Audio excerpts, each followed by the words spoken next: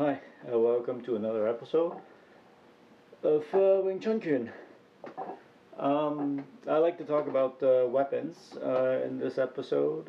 If you like to buy a pair of Bart Cham Dao, a chopping knife in Wing Chun, I would suggest if you hadn't learned beauty, I really don't recommend it.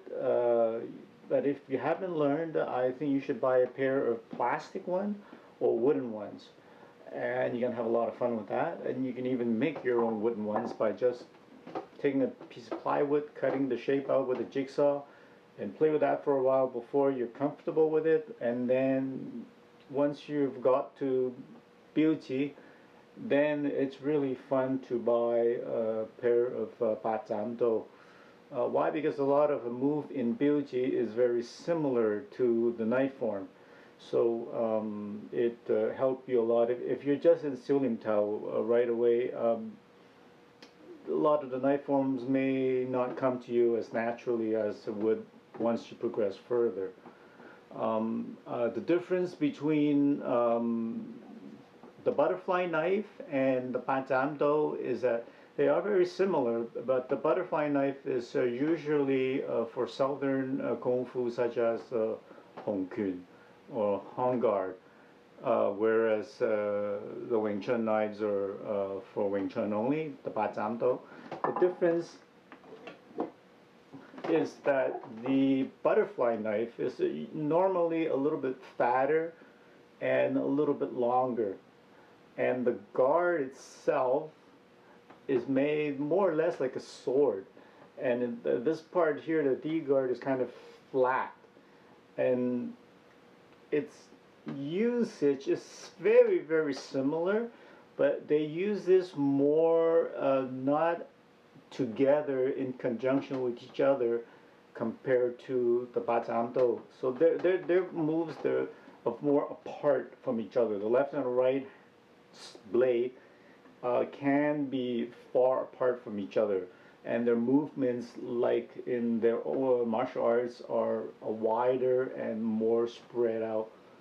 Whereas when you buy the batamto, they're typically a little bit shorter and narrower compared to the butterfly knife, and that they are used together all the time, as in most Wing Chun applications, such as Tan Dao or whatever.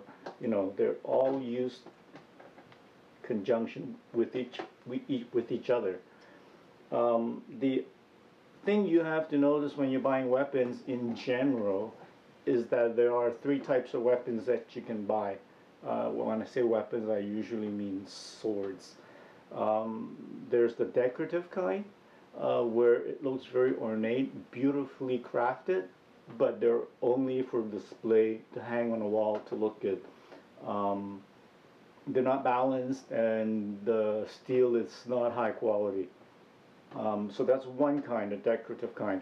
The second kind, which is the type that I normally like, is the one for wushu, the one for playing.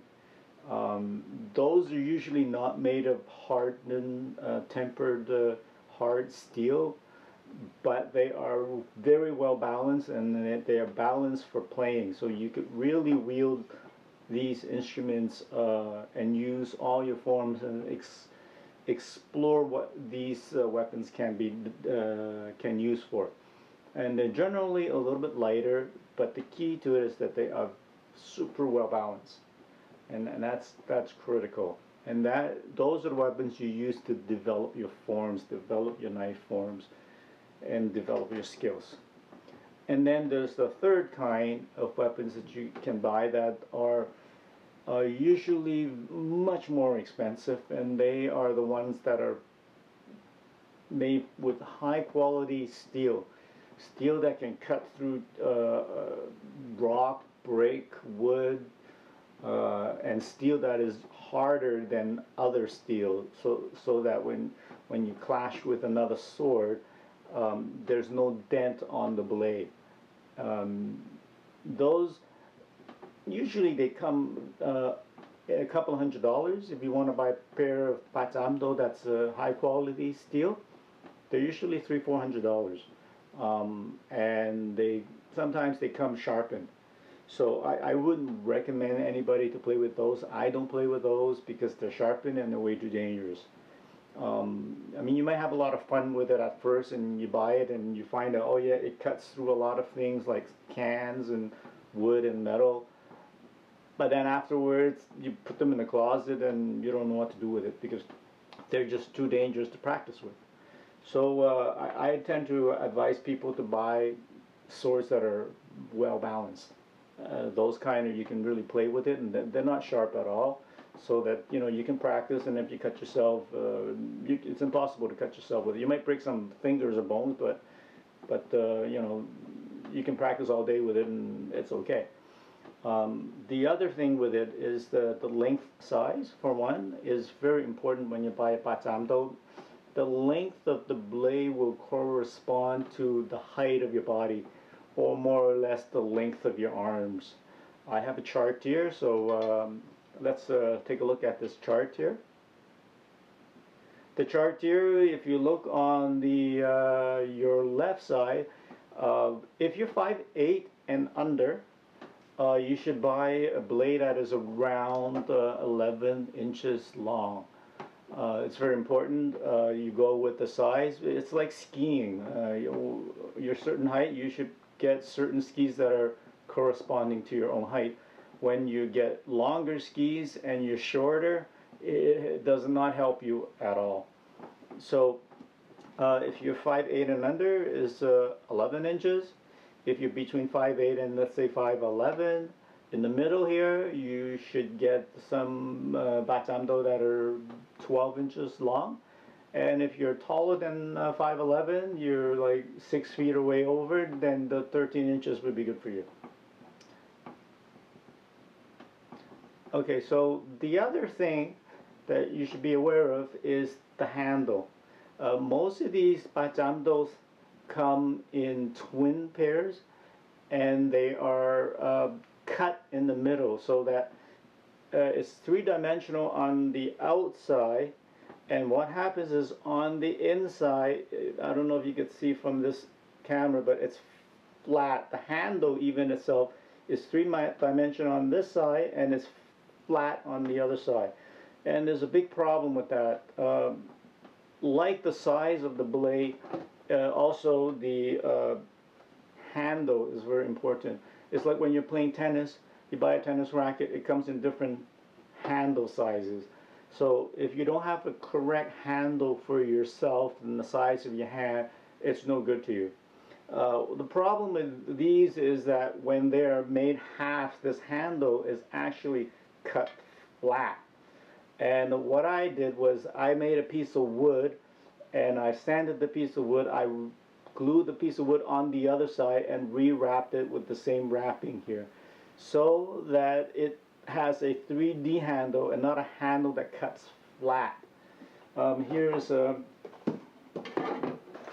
example of another twin sword that has a flat handle on one side and a rounded on the other. So it's rounded on the other, and then it's flat on one side. I don't know if you can see this. And the flat part of it is really not good for your hand to hold. It cuts your hand, and when you're holding it, it doesn't fit your palm, and you end up hurting your palm, and the knife in your hand slides all over the place, and you don't get a good grip. So if you get two halves, make sure that you make a piece of wood, sand it in the right shape, glue the piece of wood on, and rewrap the wrapping over the handle so that you get a 3D handle that fits your hand properly. Some batamdo comes with not two halves. Some of them do come with two that are interchangeable, so that you can hold the left on the right and the right on the left, and they're all, both of them are the same. And those are easy because those you don't have to do any work on.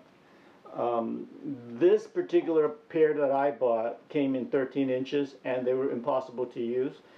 And I would, if you were to buy this one, it's made in China. It's brass and stainless steel. It looks really beautiful, but if you buy the 13 inch, it's really not balanced. I would suggest that if you buy this particular pair, buy the 11 inch. Because the 13 inch, it's not balanced. It's too heavy on this side, and you cannot play with it at all. Then what I did was I took a hacksaw and I cut the blade down back to 11 inch.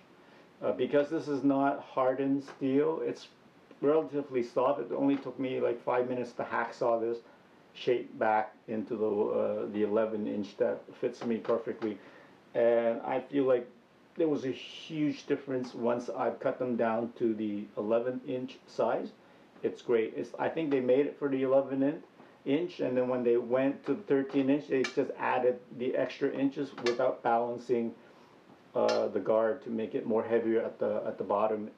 If you have a longer sword, you have to balance it with more heavier weights at the guard, and they didn't seem to do that. So for this model, it works best at the 11 inches. So when you're buying a sword, you really have to look at the length of the blade to your height or your length of your arms, and you really got to customize the handle so that it fits your hand. Those are the two main things. It's the handle that fits your hand and the length of the blade that fits the size of your body. And until those are done correctly, you cannot really use the sword or play with it or do anything worthwhile with them. So that's my crash course on some about buying a Bart Cham Dao, and here is some footage on what you can do with it.